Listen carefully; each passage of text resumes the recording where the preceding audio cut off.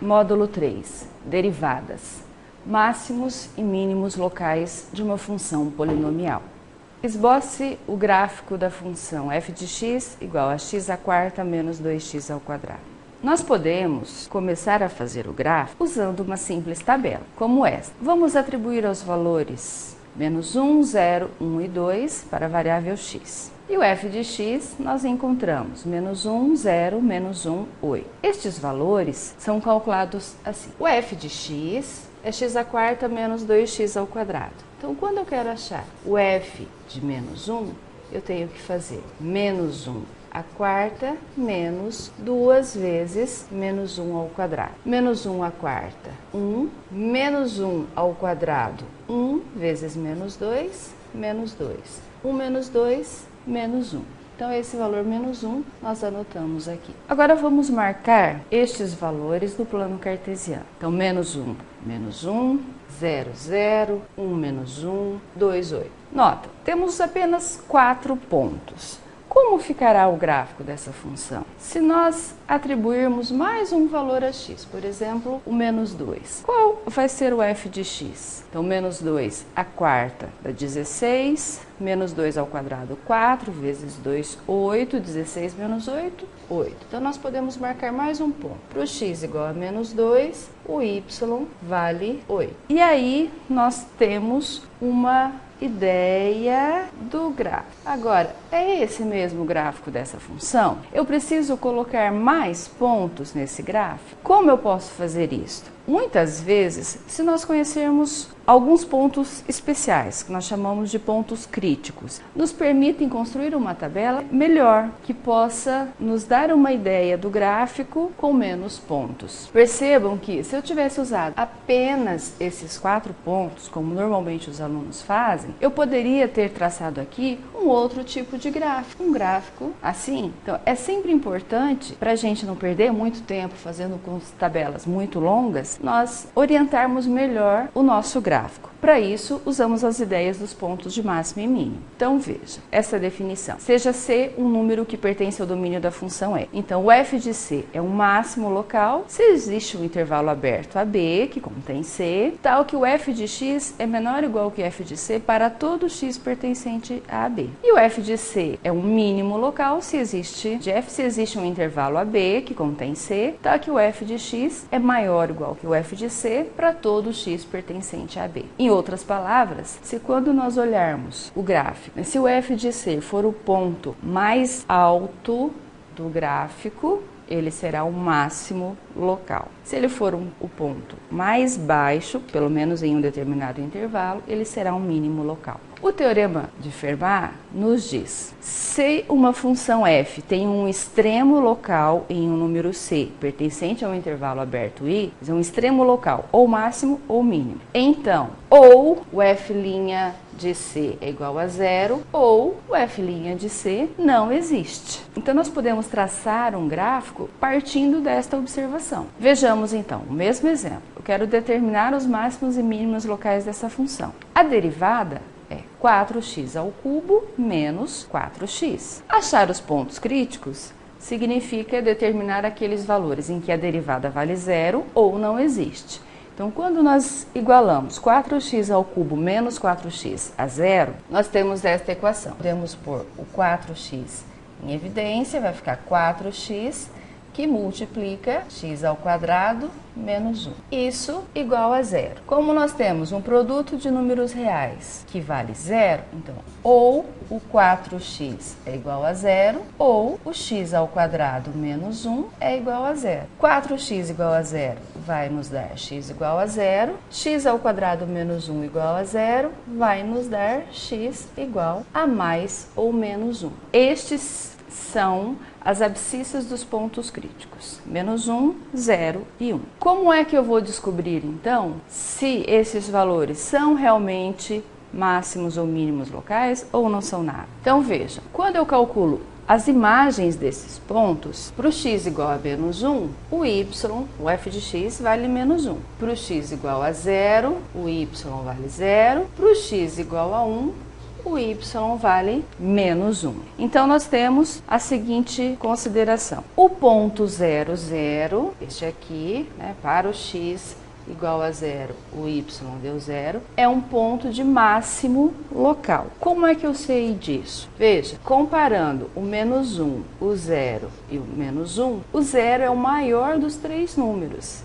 Então, em termos de plano cartesiano, ele está mais alto, no valor de y maior. E os outros dois pontos são pontos de mínimo local. Nós temos este resultado. Se uma função f é contínua no intervalo fechado AB e diferenciável no intervalo aberto, então nós temos que a derivada é positiva para todo x no intervalo AB, então a função é crescente no intervalo fechado. Se a derivada for negativa para todo x em um determinado intervalo aberto AB, então a função é decrescente nesse intervalo AB. O sinal da segunda derivada determina a concavidade da função no ponto. Em todo intervalo do domínio em que o sinal da segunda derivada é positiva, a função nesse intervalo é côncava para cima. Ou seja, para o intervalo I em que o f duas linhas de x é maior que zero, a função é côncava para cima. E no intervalo em que o sinal da segunda derivada é negativo, a função é côncava para baixo.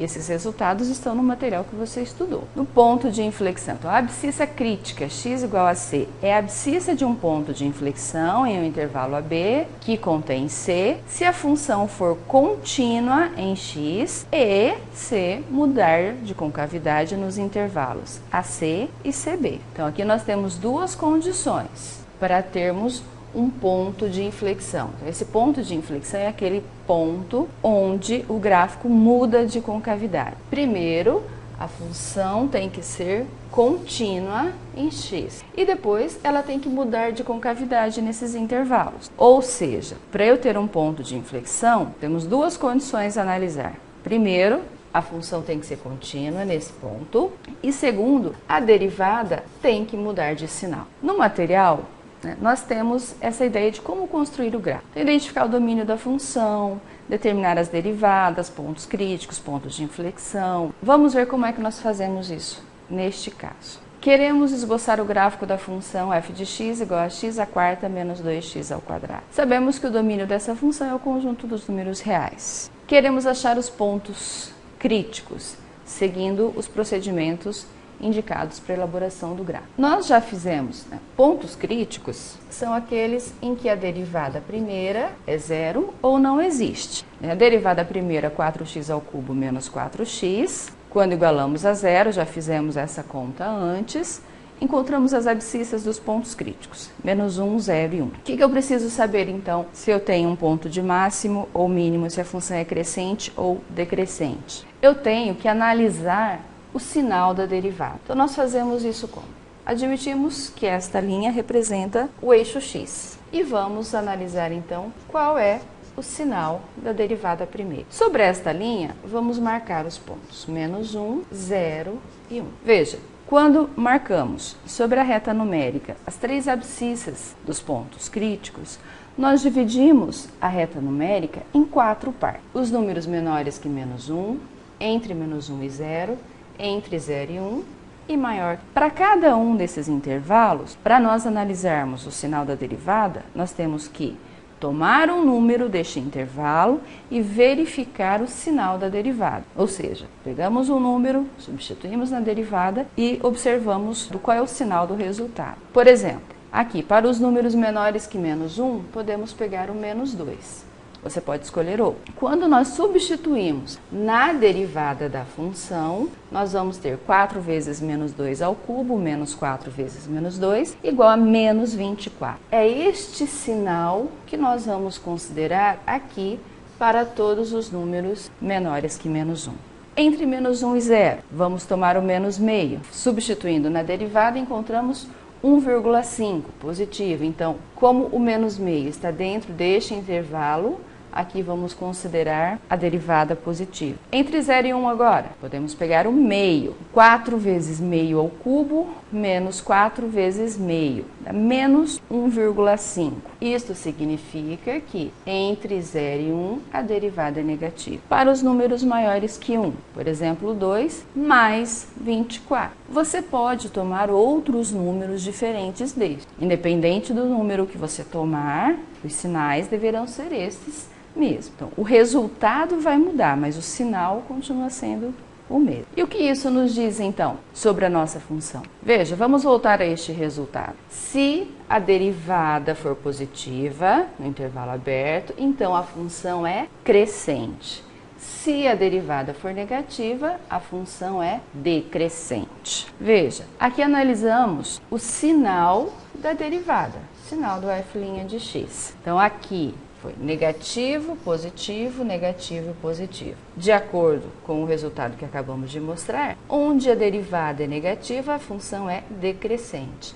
Então, essa função vai decrescer nesse intervalo, crescer, decrescer, crescer. Então, nós já temos, como toda função polinomial é contínua, então nós já temos uma ideia do gráfico desta função. Observe. Se a função decresceu e depois cresceu, aqui nós vamos ter um ponto de mínimo relativo. Aqui também, né? A função decresceu e depois cresceu, então na linha do 1 nós temos um ponto de mínimo relativo. Já aqui a função cresce e depois decresce, então aqui, quando x igual a 0, eu vou ter um ponto de máximo relativo, ou máximo local. Para nós acharmos o ponto de inflexão, então nós sabemos que o ponto de inflexão são aqueles pontos em que a derivada segunda vale zero. A derivada segunda, então, é a derivada da derivada primeira.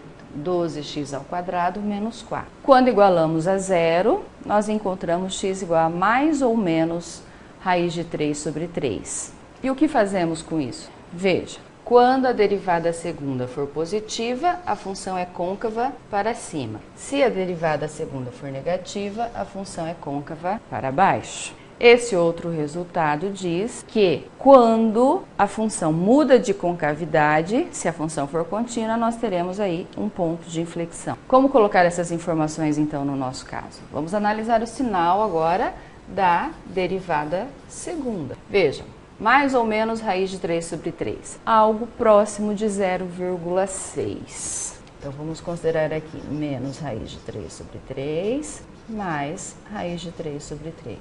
Vejam que essas duas abscissas, que zeram a derivada segunda, dividiram essa reta em 3 partes. Então, vamos tomar em cada uma dessas partes um número. Como nós não sabemos exatamente quanto é raiz de 3 sobre 3, claro, você pode fazer essa conta. Aqui, nós precisamos, para analisar o sinal da derivada segunda, nós precisamos de algum número. Então, nós podemos pegar, por exemplo, o menos 1, que nós sabemos que menos raiz de 3 sobre 3 vai ser um número maior do que menos 1. Quando nós calculamos a derivada segunda no ponto menos 1, substituímos o menos 1 aqui na derivada segunda.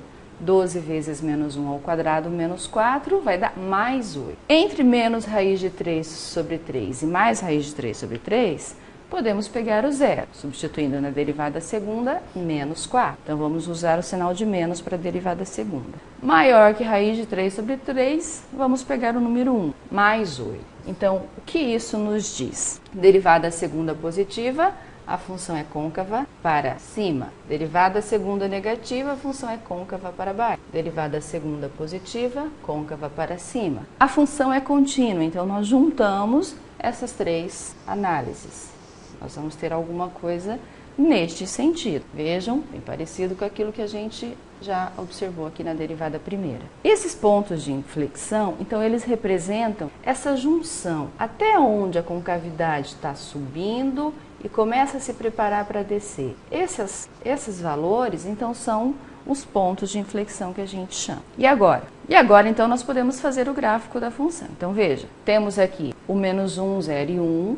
Estes são os pontos críticos que nós encontramos anteriormente. O menos raiz de 3 sobre 3 e o mais raiz de 3 sobre 3, que são os pontos de inflexão. Então, vimos que este aqui é um ponto de mínimo relativo, este é um ponto de máximo relativo ou máximo local, esse é um ponto de mínimo relativo ou mínimo local. Estes dois são pontos de inflexão. Então, nós marcamos essas informações no gráfico. Então, esse ponto de mínimo, menos 1 para x, menos 1 para y. 0, 0, um ponto de máximo local. 1, menos 1, um ponto de mínimo local. Pontos de inflexão. Então, vejam, nós sabemos mínimo, máximo e mínimo. Pontos de inflexão, raiz de 3 sobre 3 e menos 0,6. Ponto de inflexão. Veja, nós temos 3 pontos que, a princípio, eles estão formando um triângulo. Aí nós precisamos levar em conta que este é um ponto de mínimo, esse é a inflexão, esse é um ponto de máximo. Então, para fazer esse gráfico, nós deveríamos pensar assim. Tem uma parábola com a concavidade voltada para cima que vai até esse ponto de inflexão. Mais ou menos isso. Desse ponto de inflexão até este, passando pelo ponto de máximo, é como se nós tivéssemos uma parábola com a concavidade voltada para baixo. Depois, uma parábola com a concavidade voltada para cima, em que este é o ponto de mínimo, ponto mais baixo. O nosso gráfico ainda não está bom porque nós pegamos apenas os pontos críticos. Determinar os zeros da função, são esses pontos onde o gráfico intercepta o eixo x, são importantes também, ou acrescentar outros valores à tabela. De toda forma, observe que o nosso gráfico ele ficou mais direcionado apenas com esses cálculos. E com o tempo, você consegue fazê-los mais rápido. O gráfico, então, é este. Veja, aqui estão os pontos críticos, né? Os pontos de mínimo local, ponto de máximo local, o ponto de inflexão, os zeros da função. Domínio dessa função, todos os reais. Conjunto imagem, então observe a projeção sobre o eixo y, conjunto imagem dessa função é um intervalo fechado de menos 1 a mais infinito. Vamos ver os resultados que nós analisamos em relação ao sinal da derivada primeira e a função cresce, sinal da derivada segunda e a função decresce, pontos críticos, graficamente. Veja. Aqui, a linha em azul representa o gráfico da função x² menos 2x². A linha em vermelho representa o gráfico da derivada, 4x³ menos 4x. Vamos observar, quando uma função está acima do eixo x, a gente diz que a função é positiva. Quando o gráfico da função está abaixo do eixo x, a gente diz que a função é negativa. Então, observe, neste intervalo aqui, a derivada ela está acima do eixo x. Olha o que acontece com a função. Veja, é uma parte em que a função está crescendo. Aqui também, veja, a partir desse valor, né, a derivada está acima do eixo x. Veja o que acontece com o gráfico da função. Ele está crescendo. Já neste intervalo aqui, a derivada está, veja, abaixo do eixo x. O eixo x é essa linha horizontal. Olha o que acontece com o gráfico da função. Ele está decrescendo. Aqui também. A linha vermelha, né, a derivada está abaixo do eixo x. Veja, o gráfico da função está decrescendo. Note que aqueles pontos em que a derivada vale zero são aqueles pontos em que nós temos um máximo ou mínimo da função. Derivada vale zero, quer dizer, os zeros da derivada. Agora, observe, essas linhas em laranja, elas representam as abscissas dos pontos de inflexão. Observa que, nesse caso, menos raiz de 3 é um ponto de inflexão da função, mas ele é um máximo da derivada. O raiz de 3 sobre 3 positiva. Ele é um ponto de inflexão, mas ele também representa um ponto de mínimo da derivada, um ponto de mínimo local. Faça você como exemplo, tome algumas funções e analise o sinal da derivada para você poder observar o que diz o teste da derivada primeira. Como é que você sabe que é o máximo e o mínimo? Qual é a relação que tem entre a derivada ser positiva e a função ser crescente?